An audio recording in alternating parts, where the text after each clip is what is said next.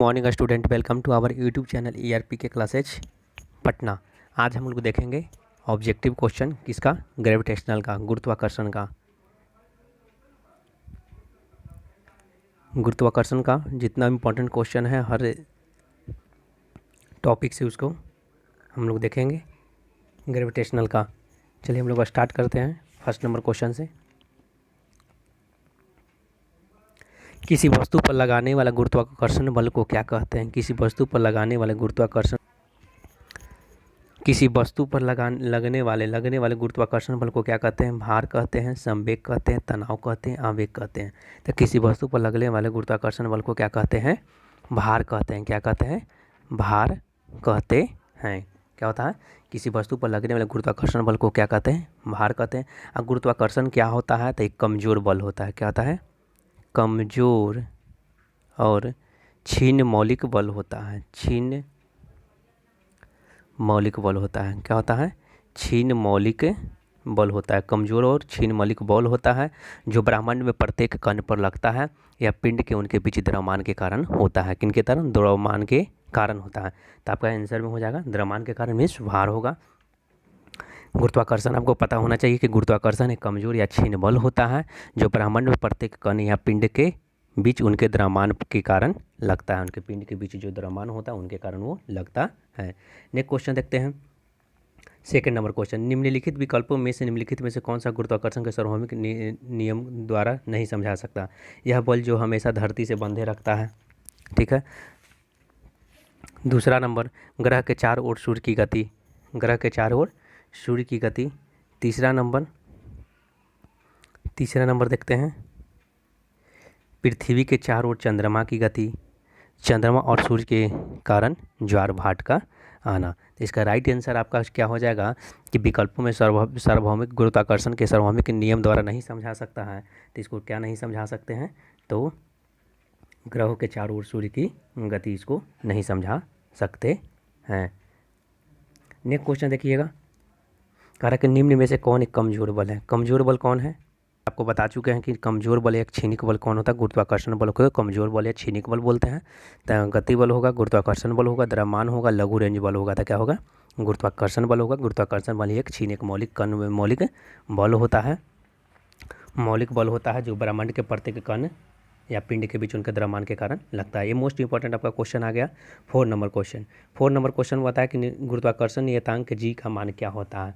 तो जी का मान क्या होता है? तो देखिए गुरुत्वाकर्षण नियतांक में जी का मान क्या होता है तो हम लोग पढ़े होंगे क्या, एफ बराबर उनके बीच जो लगने वाला फोर्स होता है जब न्यूटन के गुरुत्वाकर्षण में जी m1 m2 बटा आर स्क्वायर। ये आपको याद रखना होगा। इसी से हम लोग जी का मान निकालते हैं। तो जी बराबर क्या हो जाता है? एफ आर स्क्वायर बटा m1 इंटू m2 हो जाता है। तो इसका मान जो आपका होता है 6.67 इंटू 10⁻11 न्यूटन मीटर स्क्वायर पर केजी स्क्वायर होता है। क्या होता है? 6.673 इंटू 10⁻11 न्यूटन मीटर स्क्वायर पर केजी स्क्वायर। राइट आंसर आपका डी नंबर हो जाएगा। तो इसका जी का बीमा क्या होता है? तो बीमा आपका क्या हो जाएगा? एफ का क्या होता है? फोर्स का न्यूटन। तो एफ बराबर एम में, तो एम का क्या हो जाएगा? एम का केजी और ए का मीटर प्रति सेकेंड स्क्वायर। ठीक है। आर माने दूरी है उसके बीच, तो एम स्क्वायर हो जाएगा। अब बटा क्या हो जाएगा? m1 इंटू m2 माने kg हो जाएगा। तो इसका हम लोग लिखेंगे क्या, kg से kg खत्म, एक हो जाएगा kg के पावर -1 m³ और s के पावर -2 हो जाएगा। ठीक है। नेक्स्ट क्वेश्चन हम लोग देखते हैं, ब्रह्मांड में किन्हीं दो निकायों के बीच गुरुत्वाकर्षण बल निर्भर नहीं करता है। किस पे निर्भर नहीं करता है? उनके बीच की दूरी के, उनके द्रव्यमान के गुणनफल के, गुरुत्वीय स्थिरांक के, उनके द्रव्यमान के योग के। क्या होता है? उनके द्रव्यमान के योग पर कभी निर्भर नहीं करता है। ब्रह्मांड में किन्हीं दो निकाय के बीच लगने वाले बल जो होता है, पहला क्या बोलता है, अगर दो आपके पास क्या है, अगर दो अलग अलग द्रव्यमान है, इसको मान लेते हैं m1, इसको मान लेते हैं m2, इनके बीच की दूरी क्या है? आर है। ठीक है। तो पहला क्या बोलता है कि अगर दो अलग अलग द्रव्यमान की वस्तु का द्रव्यमान अगर m1 m2 हो तो एक दूसरे से r दूरी पर हो तो उनके बीच लगने वाले बल उनके द्रव्यमान के गुणनफल, मान कि द्रव्यमान के गुणनफल, तो द्रव्यमान के गुणनफल तो होगा, तो उनके लगने वाले बीच के द्रव्यमान के गुणनफल, माने बोल रहा है कि आगे फोर्स जो होगा F1 m1 m2 द्रव्यमान के गुणनफल के बराबर होगा। और बोल रहा है क्या, और उनके द्रव्यमान के गुणनफल के समानुपाती होगा तथा उनके बीच की दूरी, जो बीच की दूरी r आपका है क्या होगा, तथा उनके बीच की दूरी के व्युत्क्रमानुपाती होगा, माने f होगा डायरेक्टली प्रोपोर्शनल 1/r² होगा। बीच की दूरी पर भी डिपेंड करता है, ठीक है, तो उनके द्रव्यमान के योग पर डिपेंड नहीं करता है। इसी दोनों को फार्मूला से निकलता है F बराबर g m1 m2/r²। ठीक है, ओके। नेक्स्ट क्वेश्चन देखते हैं हम लोग। नेक्स्ट क्वेश्चन क्या है कि दो वस्तुओं के बीच की दूरी को यदि दोगुना कर दिया जाए तो उनके बीच की दूरी पर बल का प्रभाव क्या पड़ेगा, बताइएगा। यदि दो वस्तुओं के बीच की दूरी को अगर दोगुना कर दिया जाए, दो वस्तु अगर है उसके बीच की दूरी अगर r है तो उसको दोगुना करके 2r कर दिया जाए। क्या कर दिया जाए, 2r कर दिया जाए, तो इन दोनों के बीच लगने वाले बल का प्रभाव क्या होगा, क्या होगा, इन दोनों के बीच लगने वाला क्या हो जाएगा। इसका फार्मूला हम लोग पढ़े, F बराबर g m1 m2 बटा क्या हो जाएगा r²। इसको दोगुना कर देता 2r² माने कि 4r² हो जाएगा, तो क्या हो जाएगा 1/4 g m1 m2 बटा क्या हो जाएगा r² हो जाएगा। r के जगह हम लोग 4 ले चुके हैं पहले से, r जो था 2r कर दिए, r² हो जाएगा। तो कितना होगा, गुरुत्वीय बल 4 गुणन से क्या हो जाएगा, कम हो जाएगा। नेक्स्ट क्वेश्चन, ब्रह्मांड में प्रत्येक वस्तु एक अन्य वस्तु को एक बल के साथ आकर्षित करता है। वो वर्ग के विपरीत अनुपातिक होता है। क्या, उनके ऊर्जा का, उनके द्रव्यमान का, उनके मध्य दूरी का, उनके वेगों का, तो उनके मध्य दूरी का होता है।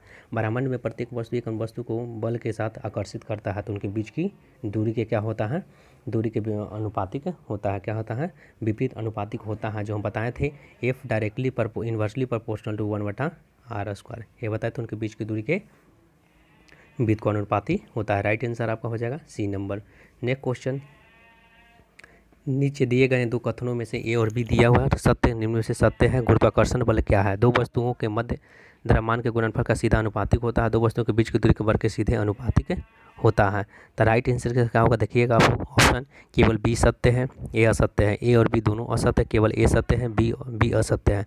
तो राइट आंसर पर क्या होगा, A सत्य है, लेकिन बीच की दूरी के नहीं, व्युत्क्रमानुपाती होता है ना, व्युत्क्रमानुपाती होता है। उनके मध्य की दूरी को तो हम जानते हैं कि F directly proportional to m1 m2 होता है।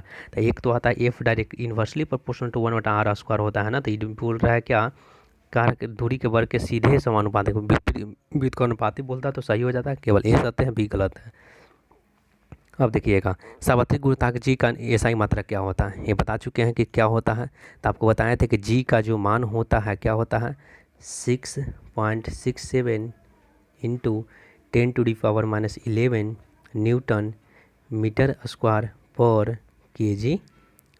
इसको अच्छे से आप लोग क्या करिएगा, रट लीजिएगा। 6.67 इंटू 10⁻⁻11 न्यूटन मीटर स्क्वायर, देखिए न्यूटन मीटर स्क्वायर पर kg², न्यूटन मीटर स्क्वायर पर kg²। तो राइट आंसर इसका न्यूटन मीटर स्क्वायर पर kg²। राइट आंसर आपका B नंबर हो जाएगा। नेक्स्ट क्वेश्चन देखते हैं, निम्न में से कौन सा प्लेनेटरी बॉडी के लिए केपलर नियमों का एक सही है। तो केपलर का नियम मान कि क्या बोलता है कि ग्रह के नियम को कौन दिए थे, केपलर साहब दिए थे। ग्रह के नियम को कौन दिए थे, आपका क्वेश्चन पूछेगा कि केपलर साहब क्या दिए थे, तो ग्रह के नियम को क्या दिए थे, ग्रह के नियम को। तो ग्रह के नियम को केपलर साहब के द्वारा दिया गया था। तो इनका 3 गो नियम टोटल दिए थे। पहला दिए थे कक्षा के नियम, दूसरा दिए थे क्षेत्र का नियम, तीसरा दिए थे परिक्रमण काल का नियम। अब परिक्रमण काल का नियम जो होता है T² directly proportional to RQ होता है। क्या होता है, इस नियम के अनुसार जो होता है परिक्रमण काल का जो होता है कि T जो परिक्रमण काल होता है वर्ग के मान के सूर्य से मध्य दूरी के क्या होता है, घन के समानुपाती होता है। क्या होता है, घन के समानुपाती होता है। अब क्वेश्चन और पूछा था कोई भी ग्रह सूर्य के चार और दीर्घवृत्ताकार कक्षा में चक्कर लगाता है, यह बात तो कोपरनिकस ने कहा था। कोई क्वेश्चन पूछते हैं कि कोई भी ग्रह है सूर्य के चार और चक्कर वृत्ताकार कक्षा में चक्कर लगा रहा है, तो यह बात कोपरनिकस ने कहा था। लेकिन इस बात को ग्रह के नियम देकर केपलर ने सत्यापित किया था। क्या किया था? ग्रह के नियम देकर केपलर ने सत्यापित किया था। क्वेश्चन क्या है कि प्लेटनी बॉडी के लिए केपलर के नियम कौन सा सही? एक ग्रह पथ 2 केंद्र बिंदुओं से ये अंडाकार होता है। क्या बोल रहा है? ये अंडाकार होता है। दूसरा बोल रहा है क्या? एक ग्रह और सूर्य को जोड़ने वाली एक रेखाखंड समय के बराबर अंतराल के दौरान बराबर क्षेत्रफल बनाती है। एक ग्रह के कक्षीय अवधि के वर्ग अपने पथ धुरी के क्या होता है? घन के समानुपातिक होता है। घन के क्या होता है? समानुपातिक होता है। कक्षीय अवधि ग्रह के द्रव्यमान पर निर्भर करता है। क्या करता है? कक्षीय जो अवधि जो होता है ग्रह के द्रव्यमान पर निर्भर करता है। तो बोल रहा है क्या इनमें से कौन सा प्लेटनरी बॉडी के लिए केपलर के नियमों के लिए सही है? तो कक्षीय जो होता है कि अवधि ग्रह के द्रव्यमान पर निर्भर करता है। ऑर्बिटल जो होता है क्या करता है? ऑर्बिटल जो होता है किस पे निर्भर करता है? तो ऑर्बिटल जो है कि उसमें निर्भर करता है, द्रव्यमान पर निर्भर करता है। क्या करता है? द्रव्यमान पर निर्भर करता है। नेक्स्ट क्वेश्चन हम लोग देखते हैं।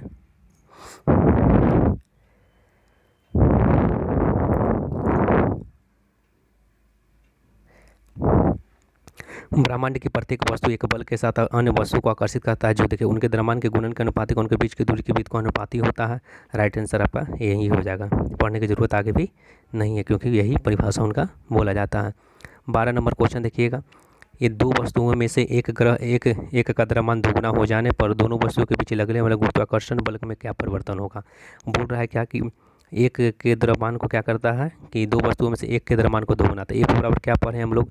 Gm1m2/r²।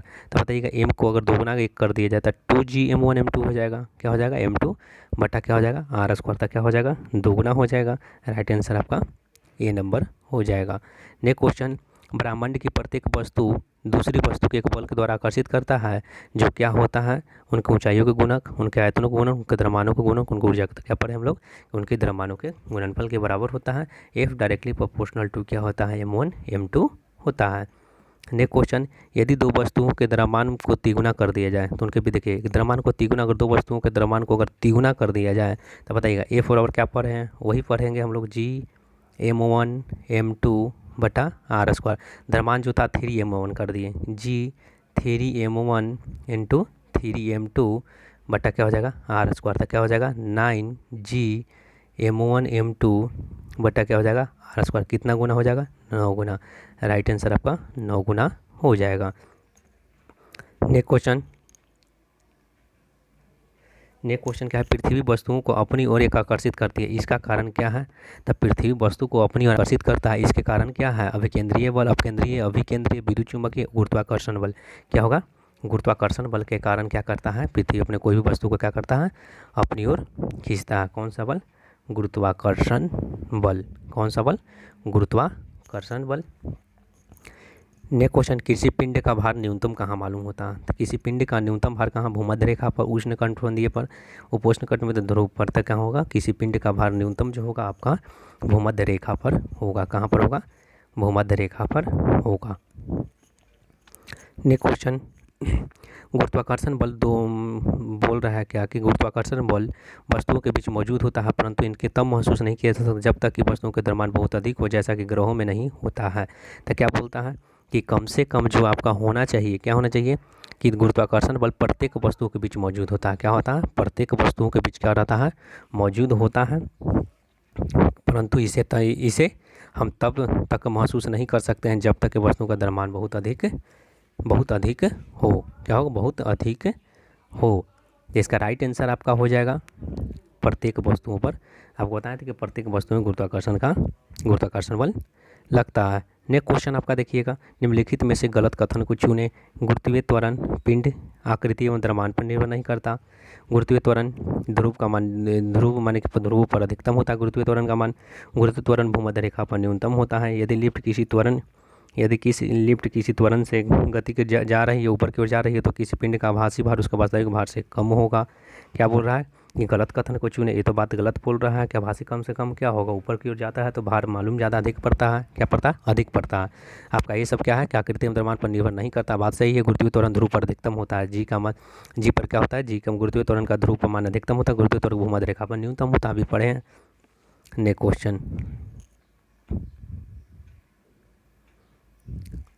निम्नलिखित में से कौन सा कथन असत्य है? देखिएगा, जी का मान चंद्रमा पर पृथ्वी के मान से उसके समान होता है। 1 मीटर की दूरी पर रखे गए 2 kg के द्रव्यमान को केंद्र से गुरुत्वाकर्षण बल इतना न्यूटन होगा। तीसरा बोल रहा है क्या कि बल दो वस्तुओं के मध्य दूरी के बीच का अनुपाती होता है।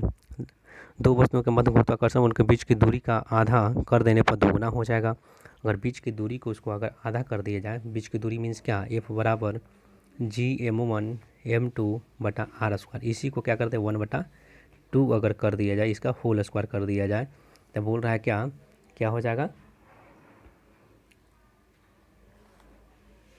तो बोल रहा है क्या कि आधा कर देने पर दोगुना हो जाएगा, तो ऊपर चल जाएगा तो 4 गुना ना हो जाएगा जी। कितना हो जाएगा? 4 गुना हो जाएगा। तो निम्नलिखित में से पूछ रहा है कि आखिर निम्नलिखित में से कौन सा असत्य है? क्या है, कैसा असत्य? आपका डी नंबर क्या होगा? असत्य होगा। तो आपका राइट आंसर क्या हो जाएगा? डी नंबर क्या हो जाएगा? डी, क्योंकि हो जाता है कितना? 4 गुना, 4 गुना हो जाता है। ये बोलता है कि दोगुना होगा। क्या बोलता है? दोगुना होगा।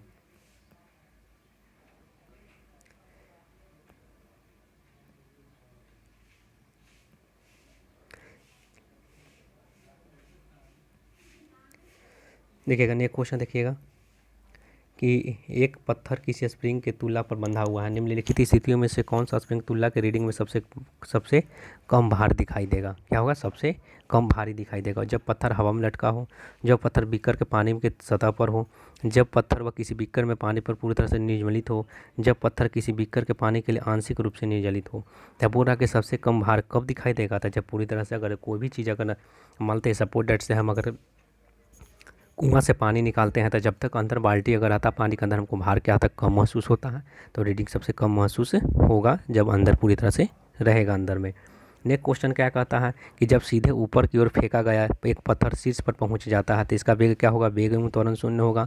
वेग शून्य होगा, त्वरण 10 मीटर प्रति सेकंड स्क्वायर होगा। वेग लगभग 10 मीटर प्रति सेकंड स्क्वायर एवं त्वरण शून्य हो जाएगा। वेग लगभग 10 मीटर प्रति सेकंड तथा त्वरण का मान क्या होगा? त्वरण का मान जो है कि एक समान बना रहेगा। तो जब सीधे ऊपर की ओर फेंका जाता है, एक शीर्ष पर अगर फेंका जाता है एक पत्थर को, तो क्या होता है? तब इसका क्या होता है? वेग शून्य होगा, त्वरण का मान 10 मीटर प्रति सेकंड हो जाएगा। क्या हो जाएगा? त्वरण का मान 10 मीटर प्रति सेकंड हो जाएगा। जब सीधे ऊपर की ओर फेंका जाता है तो एक पत्थर शीर्ष पर पहुंच जाता है, क्या होता है? शीर्ष पर पहुंचेगा तो वेग उसका क्या होगा? शून्य होगा, लेकिन त्वरण 10 मीटर प्रति सेकंड हो जाएगा। नेक्स्ट क्वेश्चन, कब कहा जाएगा कि कोई पिंड मुक्त रूप से गिर रहा है? जब इसका द्रव्यमान अत्यधिक कम हो, जब इसका भार दोगुना हो, जब इसे केवल गुरुत्व बल कार्य करे, जब इसे अत्यधिक ऊंचाई से गिराया जाए। तो कब होगा? तो राइट आंसर क्या होगा? जब इस पर केवल गुरुत्व बल कार्य करे। क्या करेगा? गुरुत्व बल कार्य करेगा, तो यह मुक्त रूप से गिर रहा। नेक्स्ट क्वेश्चन, एक लिफ्ट के अंदर वजन पैमाने पर रखा हुआ है और लिफ्ट ऊपर की ओर तेज़ी से चलना शुरू कर देता, तो पैमाना का वजन अधिक दिखाएगा, पैमाना का वजन कम दिखाएगा, पैमाना शून्य वजन दिखाएगा, पैमाने का विक्षेपण नहीं दिखाई देगा बल्कि वह वास्तविक वजन दिखाएगा। तो राइट आंसर आपका हो जाएगा पैमाने का वजन। जब भी बोले कि लिफ्ट ऊपर की ओर जा रहा था, पैमाने का वजन अधिक दिखाई देगा, ऊपर की ओर जाएगा तो अधिक दिखाएगा। एक वस्तु पर लगाए गए गुरुत्वाकर्षण बल को क्या कहा जा सकता है? तनाव, जड़ता, वजन, काम। तो क्या कहेंगे? वजन कहते हैं। नेक्स्ट क्वेश्चन देखिएगा, आसमान की ओर फेंका गया पत्थर पृथ्वी की ओर वापस क्यों आता है? नीचे की ओर लगने वाला दाव इसे पृथ्वी को खींचता है, केंद्राभिमुख बल से खींचता है, वस्तु द्वारा किए गए कार्य पृथ्वी की ओर खींचता है। एक बल होता है जो इसे भूमि की ओर खींचता है, एक बल होता है जो इसे भूमि की ओर खींचता है। क्योंकि गुरुत्व बल जब होता है, गुरुत्व बल हम लोग जो पढ़े थे, गुरुत्व बल में क्या पढ़े थे कि दो वस्तु में से एक वस्तु जो होना चाहिए, क्या रहना चाहिए? पृथ्वी पर, और दूसरा मन कहीं पर भी रहे तो गुरुत्व बल कार्य करता है। जब वस्तु क्या करे? जब वस्तु ऊपर की ओर फेंके जाने पर उन अपने शीर्ष पर पहुंचता है, इसका क्या होगा? वेग शून्य होगा, त्वरण शून्य होगा। वेग शून्य होगा, इसका त्वरण का मान 10 मीटर प्रति सेकंड स्क्वायर होगा। अभी जस्ट पढ़े थे, ये वेग शून्य हो जाएगा। नेक्स्ट क्वेश्चन, गुरुत्वजनित त्वरण को कैसे दर्शाते हैं? ग्रीक अक्षर से, छोटी अक्षर जी से, बड़ी अक्षर जी से, एक्स से। तो क्या होता है? गुरुत्वीय त्वरण को तो छोटी अक्षर जी से हम लोग दिखाते हैं। किससे? जी से दिखाते हैं। अब बड़का से जी गुरुत्वाकर्षण नियतांक को। चंद्रमा पर आवाज़ क्यों नहीं सुनाई जाती है? चंद्रमा पर कोई आवाज़ नहीं करता है क्योंकि चंद्रमा पर पानी नहीं है, चंद्रमा पर कोई वायुमंडल नहीं और ध्वनि बिना माध्यम का यात्रा नहीं कर पाता है। राइट आंसर आपका हो जाएगा सी नंबर। गुरुत्वाकर्षण, ये क्वेश्चन 29। ने कोई गुरुत्वाकर्षण द्वारा किए गए कार्य किस पर निर्भर करता है? गुरुत्वाकर्षण वस्तु के आरंभिक और अंतिम स्थिति के ऊर्ध्वाधर ऊंचाइयों के अंतर पे, वस्तु के आरंभिक और अंतिम अवस्थाओं परिवर्तन के अंतर पे, वस्तु के आरंभिक और अंतिम अवस्थाओं के ऊर्ध्वाधर ऊंचाइयों के योग पर वस्तु के क्षैतिज अवस्था में अंतर पे तथा गुरुत्वाकर्षण द्वारा किए गए कार्य कब निर्भर किस पे निर्भर करता है, तो वस्तु के आरंभिक और अंतिम अवस्थाओं के ऊर्ध्वाधर ऊंचाइयों के अंतर पे निर्भर करता है। नेक्स्ट क्वेश्चन, गुरुत्वाकर्षण का सार्वभौमिक नियम पर लागू होता है सभी ग्रहों पर, सभी किसी भी वस्तु के युग्मों पर, सभी वस्तुओं के किसी भी युग पर जोड़ा पर जब रहेगा तो सार्वभौमिक नियम का लागू होगा M1 M2 और R। नेक्स्ट क्वेश्चन, F बराबर G/m/d स्क्वायर सूत्र को G को क्या कहते हैं, सार्वत्रिक गुरुत्वांक, गुरुत्वाकर्षण, गुरुत्व के कारण बल, गुरुत्वीय बल, अधिक ऊंचा सार्वत्रिक गुरुत्वांक बोलते हैं। G बराबर F बराबर क्या होता है G/m1 M2/r स्क्वायर। तो G का मान क्या होता है, G को क्या कहते हैं तो गुरुत्वाकर्षण नियतांक बोलते हैं। नेक्स्ट क्वेश्चन 32, निम्नलिखित में से कौन सा कथन गलत है, चंद्रमा पर G का मान पृथ्वी पर G के मान के बराबर होता है। एक दूसरे से 1 मीटर की दूरी पर रखी वस्तुओं को दो अलग अलग द्रव्यमान 2 kg या 2 किलोग्राम के बीच होने वाले गुरुत्वाकर्षण बल न्यूटन के गुरुत्वाकर्षण को का नियम प्रयोगशाला में ही मान्य है। तो आपका राइट आंसर जो हो जाएगा क्या हो जाएगा, चौथा नंबर क्या करा कि बल दो वस्तुओं के बीच के बल के व्युत्क्रमानुपाती होता है। क्या करा है, व्युत्क्रमानुपाती होता है। तो राइट आंसर इसका क्या हो जाएगा, तो राइट आंसर इसका हो जाएगा सी नंबर आपका हो जाएगा। क्या हो जाएगा, सी नंबर। ये प्रयोगशाला में नहीं सभी जगह मान्य है। 33 नंबर क्वेश्चन देखते हैं।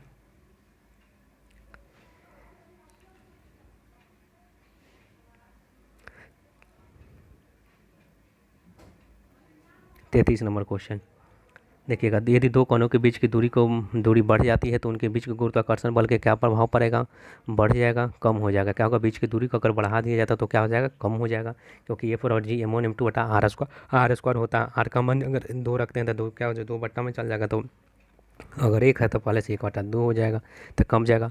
दो वस्तुओं के बीच गुरुत्वाकर्षण बल F है, यदि दोनों वस्तुओं के बीच की दूरी को परिवर्तित करने किए बिना उनके द्रव्यमान को आधा कर दिया जाए तो गुरुत्वाकर्षण बल क्या होगा, उनके द्रव्यमान को क्या कर दिया जाए, आधा कर दिया जाए तो गुरुत्वाकर्षण बल क्या होगा, F बटा क्या हो जाएगा 4 हो जाएगा। कैसे होगा, तो देखिएगा आधा कर दिया जाएगा मैंने M/2 किया जाए और M1/M2/2 किया जाए तो क्या हो जाएगा, F बराबर क्या हो जाएगा G/M1 M2/r स्क्वायर इंटू क्या हो जाएगा 2 2 4 हो जाएगा तो F/, टोटल F/4 हो जाएगा।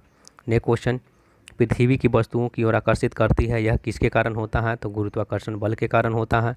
नेक्स्ट क्वेश्चन, निम्नलिखित में से क्या गुरुत्वाकर्षण बल सार्वत्रिक नियतांक से संबंधित नहीं है, वह बल जो हमेशा पृथ्वी को बांधता है। पृथ्वी के चारों ओर चंद्रमा की गति, सूर्य के चारों ओर चंद्रमा और सूर्य के कारण ज्वार, चंद्रमा के चारों ओर पृथ्वी की गति, ये आपका क्या है नहीं है, चंद्रमा के चारों ओर पृथ्वी की गति नहीं है। नेक्स्ट क्वेश्चन देखते हैं, जी का मान बढ़ता है, बताइएगा जी का मान बढ़ता है ऊंचाई की वृद्धि में, आयतन की वृद्धि में, आयतन की कमी में, ऊंचाई की कमी में। ऊंचाई की अगर कमी होगा तो जी का मान क्या होगा, जी का मान ऊंचाई की कमी के साथ क्या होता है, बढ़ता है। जी का मान क्या होता है, ऊंचाई की कमी के साथ क्या करता है, बढ़ जाता है ऊंचाई की कमी से। जब किसी पिंड को विषुवत रेखा से उत्तर और दक्षिण की ध्रुव पर ले जाया जाए तो उसका भार क्या होगा, भार क्या होता है, दक्षिण ध्रुव पर बढ़ता है, उत्तरी ध्रुव पर घटता, समान रहता है, बढ़ जाता है और घट जाता है। तो राइट आंसर आपका क्या हो जाएगा, बढ़ जाता है। जब किसी पिंड को विषुवत रेखा से उत्तर और दक्षिण ध्रुव पर ले जाया जाता है तो क्या होगा, उसका भार क्या होगा, बढ़ जाता है। क्या होगा, बढ़ जाता है। नेक्स्ट क्वेश्चन 39 नंबर, यदि एक उपग्रह के चारों ओर 40,000 किलोमीटर की त्रिज्या से ग्रहण करता है तो गुरुत्वाकर्षण बल द्वारा किए गए कार्य की गणना कीजिए। क्या कर रहा है, किए गए कार्य की गणना कीजिए। तो किए गए कार्य क्या होगा, कार्य आपका 0 जूल होगा, कोई भी कार्य नहीं हो रहा। कार्य के ग्रुप चारों ओर चक्कर लगा रहा है तो क्या होगा, विस्थापन 0 तो कार्य 0 हो जाएगा।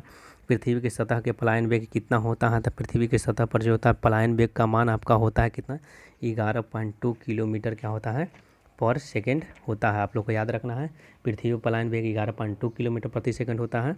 और आपका बोलेगा अगर चंद्रमा पर पूछेगा, किसी पर पूछेगा, चंद्रमा पर आपका कितना हो जाएगा, तो चंद्रमा पर 2.35 किलोमीटर पर सेकेंड।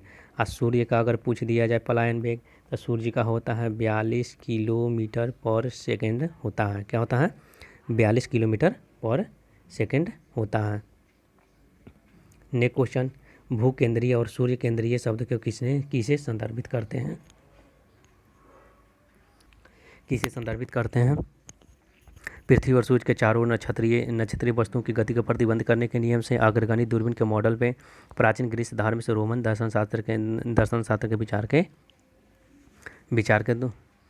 से। तो क्या चीज़ राइट आंसर इसका क्या हो जाएगा? पृथ्वी भूकेंद्रीय और सूर्य के केंद्रीय का पृथ्वी और सूर्य के चारों नक्षत्रीय वस्तुओं की गति को प्रतिबंधित करने वाले नियम को कहते हैं। नेक्स्ट क्वेश्चन हम लोग करते हैं 42 नंबर क्वेश्चन, ग्रहों की गति के नियम के बारे में। क्या क्वेश्चन? ग्रहों की गति के नियम कौन सा कथन सत्य है? एक ग्रह की कक्षा दो केंद्र बिंदु एक से सूर्य के साथ अंडाकार होता है। बात आपका, एक ग्रह की कक्षा दो बिंदु के सूर्य के साथ गोलाकार होता है। एक ग्रह की कक्षा दो केंद्र बिंदु के साथ अंडाकार होता है। एक ग्रह की कक्षा दो केंद्र बिंदु से एक किसी अन्य के साथ ग्रह गोला नहीं, एक ग्रह की कक्षा दो केंद्र बिंदु में एक से सूर्य के साथ अंडाकार होता है। क्या होता है? अंडाकार होता है। ग्रह की गति के नियम के बारे में। अब क्वेश्चन कह रहा है कि एक भू स्थिर उपग्रह 35,790 किलोमीटर ऊंचाई पर एक कक्षा में परिक्रमण कितना समय लगाएगा? तो कितना लगाएगा? 24 दिन लगाता है। कितना लगाता है? 24 दिन लगाता है। भू स्थिर उपग्रह, तो भू स्थिर उपग्रह जो होता है क्या होता है? भू स्थिर उपग्रह कह रहा है कि एक भू स्थिर उपग्रह 35,790 किलोमीटर ऊंचाई पर एक कक्षा के परिक्रमण काल में कितना समय लगाएगा? क्या लगाएगा? कितना समय लगाएगा? तो आपका 24 दिन। क्या लगाएगा? 24 दिन। ने क्वेश्चन देखते हैं, निम्नलिखित में से कौन सा कथन क्या है? गलत है। तो कौन सा कथन गलत है? कौन सा कथन गलत है? वस्तु का भार ध्रुव पर अधिकतम तथा विषुवत रेखा पर कम होता है। वस्तु का भार ध्रुव पर न्यूनतम तथा विषुवत रेखा पर अधिकतम होता है। ध्रुव पर न्यूनतम क्या बोल रहा है? किसी वस्तु का भार ध्रुव पर न्यूनतम तथा विषुवत रेखा पर अधिकतम होता है। कौन सा कथन गलत है? ये गलत है। ध्रुव पर अधिकतम होता है और विषुवत रेखा पर अधिकतम माने कि क्या होता है? विषुवत रेखा पर क्या होता है? कम होता है। नेक्स्ट क्वेश्चन देखते हैं, किन्हीं दो स्थूल वस्तुओं के बीच लगने वाला गुरुत्वाकर्षण आकर्षण बल को क्या कहा जा सकता है? किन्हीं दो स्थूल वस्तुओं के बीच लगने वाला गुरुत्वाकर्षण बल कहते हैं। राइट आंसर आपका बी नंबर। निम्नलिखित में से कौन सा बल सौरमंडल की संरचना को बनाए रखता है? प्रत्यास्थ, वैद्युत, स्थैतिक, यांत्रिक बल, गुरुत्वाकर्षण बल। क्या होता है? गुरुत्वाकर्षण बल प्रत्येक वस्तु में लगने वाला बल होता है। नियतक गुरुत्वाकर्षण के चिन्ह क्या होता है? नियतक गुरुत्वाकर्षण का जी होता है। क्या होता है? जी होता है। इनमें से कौन सी एक रासायनिक प्रतिक्रिया नहीं? अपघटन, ऑक्सीकरण, गुरुत्वाकर्षण, हाइड्रोलिसिस। क्या होता है? गुरुत्वाकर्षण एक रासायनिक प्रक्रिया नहीं है। अंतरिक्ष यान के अंदर अंतरिक्ष यात्री को वजन महसूस करते हैं ज़्यादा, जी फोर्स पर निर्भर करता है, शून्य, कम। क्या कहता है? अंतरिक्ष यान के अंदर अंतरिक्ष यात्री शून्य वजन महसूस करते हैं। क्या करते हैं? शून्य वजन। पृथ्वी के केंद्र पर एक पिंड का भार क्या होगा? शून्य होगा, परिमित होगा। तो क्या होगा? पृथ्वी के केंद्र पर एक पिंड का वजन क्या होगा? पृथ्वी के केंद्र पर शून्य होगा। पृथ्वी के केंद्र पर पिंड का भार। गुरुत्वीय त्वरण जी का मान निर्भर नहीं करता पृथ्वी के द्रव्यमान पर गिरने वाले वस्तु के द्रव्यमान पर, गुरुत्वीय तो पृथ्वी की त्रिज्या पे। तो क्या गिरने वाले वस्तु के द्रव्यमान पर गुरुत्वीय त्वरण का मान निर्भर नहीं करता है। 52 नंबर क्वेश्चन देखते हैं, पृथ्वी के चंद्रमा की सतह से लाए गए चट्टान पर क्या असर पड़ेगा? चंद्रमा की सतह से लाए गए चट्टान, इसका भार में परिवर्तन होगा। क्या होगा? इसके सिर्फ भार में परिवर्तन होगा, द्रव्यमान में कोई चेंजिंग नहीं होता। द्रव्यमान सभी जगह सेम रहता है, इसमें कोई चेंजिंग नहीं होगा। नेक्स्ट क्वेश्चन देखते हैं, जब दो अंडों के किसी निश्चित ऊंचाई से किसी प्रकार से इस प्रकार गिराया जाता है कि एक अंडा पक्के फर्श पर और दूसरा ताकि कि दूसरा जो आपका गिरता है, कहाँ गिरता है? दूसरा आपका जो होता है कि एक अंडा पक्के फर्श पर, दूसरा तकिए पर गिरता है। तो निम्न में से कौन सा संभावित परिणाम नहीं हो सकता है? क्या होता? नहीं होगा। विभिन्न ऊंचाई से गिराए गए वस्तु के भिन्न भिन्न स्तर पे क्या होगा? भिन्न भिन्न स्तर के बल लगाते हैं, दोनों अंडे टूट जाएंगे। पक्के फर्श पर गिरने वाला अंडा टूट जाएगा क्योंकि एक छोटा समांतराल के लिए विस्तृत बल का प्रयोग इसमें होता है। तो क्या हो जाएगा? इसका परिणाम कौन सा गलत है? दोनों अंडे टूट जाएंगे, ये बात आपका गलत है। किसी वस्तु का भार सर्वाधिक कहाँ महसूस होता है? तो सर्वाधिक कहाँ पर महसूस होगा? तो ध्रुव पर होगा। क्या होगा? केंद्र पर तो जीरो, सबसे भार अधिक कहाँ होगा? ध्रुव पर आपका होगा। जी का मान घटता है। जी का मान घटता है, ऊंचाई के बढ़ने से जी का मान क्या होता है? घटता है। निम्नलिखित में से कौन सा कथन सही है? माउंट एवरेस्ट पर जी का मान ग्रेटर देन जी, माउंट एवरेस्ट पर जी का मान लेस देन जी। एक गेंद पर लंबवत फेंकने 15 सेकंड के बाद जमीन पर इसका वेग इतना, 15 सेकंड के बाद 150 मीटर प्रति सेकंड हो जाता है। राइट आंसर आपका क्या हो जाएगा? बी भी आपका सही है और डी भी आपका सही है। जी का मान लेस देन जी होगा और एक गेंद पर 150 मीटर प्रति सेकंड हो जाएगा। तो बी और डी दोनों आपका सही। राइट आंसर आपका ए नंबर हो जाएगा। 57 नंबर क्वेश्चन कह रहा है कि पृथ्वी की सतह से इंच ऊंचाई पर किसी वस्तु की सतह से ऊंचाई पर गुरुत्वाकर्षण के का अनुपात होता है, जहाँ आर एक नियतांक होता है। नियत रहेगा, घटेगा, एज के परवलय कर सकते घटता बढ़ता रहता है। तो एज के साथ रैखिक संवेग एज के साथ रैखिक ढंग से बढ़ेगा। एज के साथ क्या होगा? रैखिक ढंग से बढ़ेगा। नेक्स्ट क्वेश्चन देखते हैं, जी का मान क्या होता है? तो जी का मान पृथ्वी के केंद्र की ओर जाने पर क्या होता है? पृथ्वी के केंद्र पर क्या जाने पर क्या होता है? जी का मान घटता है, क्योंकि केंद्र पर उसका जी का मान 0 हो जाता है। मुक्त रूप से गिरने के दौरान पिंड की स्थिति में होता है भारहीनता, आराम। तो क्या होता है? मुक्त रूप से अगर गिर रहा हो तो उसमें भार है ही नहीं, तो भारहीनता हो जाएगा। नेक्स्ट क्वेश्चन देखिएगा, किसी वस्तु पर कार्य करने में लगने वाला गुरुत्व बल को क्या कहते हैं? उसको भार कहते हैं। नेक्स्ट क्वेश्चन देखते हैं, गुरुत्वाकर्षण की वजह से उत्पन्न होने वाले त्वरण का मान निर्भर नहीं करता है गुरुत्वाकर्षण जी के स्थिरांक पे, नीचे गिरने वाले वस्तु के द्रव्यमान पर निर्भर नहीं करता है, गुरुत्व बल भी नहीं करता है। निम्नलिखित में से कौन सा गुरुत्वाकर्षण बल का उदाहरण नहीं है? ग्रहों के वायुमंडल में उसके लगने अलग से रोकना, उन्हें अलग होने से रोकना, या ब्लैक होल में घूर्णन के सहायक होना, तारों को आपस में जोड़े रखना, चांद को उसकी कक्षा में। कहता गुरुत्वाकर्षण बल जितना कि ब्लैक होल में घूर्णन में सहायता ये नहीं करता है, पकड़े भी रहता है। मुक्त रूप से गिरना केवल संभव है तो निर्वात में संभव है, मुक्त रूप से गिरेगा जहाँ पर नहीं रहेगा निर्वात में ही संभव होगा। गुरुत्व बल हमेशा क्या होता है कि दो द्रव्यमानों के बीच ही लगता है, दो आवेशों नहीं, दो द्रव्यमान के बीच ही लगता है। कह रहा है कि पृथ्वी के चारों चंद्रमा की गति किसके कारण होता है? तो गुरुत्व बल के कारण होता है। याद रखिएगा, गुरुत्वाकर्षण बल नहीं, पृथ्वी के चारों ओर क्या कह रहा है? चंद्रमा की गति, पृथ्वी के चारों चंद्रमा की गति गुरुत्व बल के कारण होता है। नेक्स्ट क्वेश्चन, पृथ्वी की भूमध्य रेखा पर किसी पिंड के भार की तुलना में ध्रुव पिंड का भार अधिक क्या होगा? ध्रुव पिंड का भार भूमध्य रेखा से भार से कम होगा, ध्रुव पिंड का भूमध्य रेखा के बराबर होगा, ध्रुव पिंड का भार भूमध्य रेखा से के भार से अधिक होगा। राइट आंसर आपका सी नंबर होगा जाएगा। निम्नलिखित में से किस स्थान पर गुरुत्वीय त्वरण का त्वरण शून्य होगा? तो कहाँ पर होगा? पृथ्वी के केंद्र पर गुरुत्वीय त्वरण शून्य होगा। क्वेश्चन बहुत बार पढ़ चुके हैं इस क्वेश्चन को। निम्नलिखित में से क्या होता है? वह बिंदु जहाँ पर एक वस्तु का संपूर्ण भार कार्य करता है उसे क्या कहते हैं? तो उसे गुरुत्वाकर्षण का केंद्र कहते हैं, कि जहाँ पर काम करता है। क्या करता है? वह बिंदु जहाँ पर एक वस्तु का संपूर्ण भार कार्य करता है उसे गुरुत्वाकर्षण का केंद्र कहते हैं। जी का इकाई त्वरण का मान क्या होता है? तो जी क्या होता है? जी जो होता है आपका मीटर प्रति सेकंड स्क्वायर में होता है। 10 मीटर प्रति सेकंड स्क्वायर 9.8 मीटर प्रति सेकंड स्क्वायर लेके मान चलते हैं। नेक्स्ट क्वेश्चन, निम्नलिखित में से कौन सा कथन असत्य है? जी का मान ऊंचाई के साथ परिवर्तित होता है। जी का मान गिरती वस्तु के द्रव्यमान पर निर्भर करता है। कितना बार बोल चुके हैं कि जी का मान गिरती वस्तु के द्रव्यमान पर निर्भर नहीं करता है। हम आशा करते हैं कि आप लोगों को वीडियो अच्छा लगा तो लाइक सब्सक्राइब बेल आइकन को प्रेस कर दीजिएगा और दोस्तों के साथ शेयर कर दीजिएगा। जल्द ही इसका हम लोग न्यूमेरिकल पार्ट को करेंगे। Thank you all of you.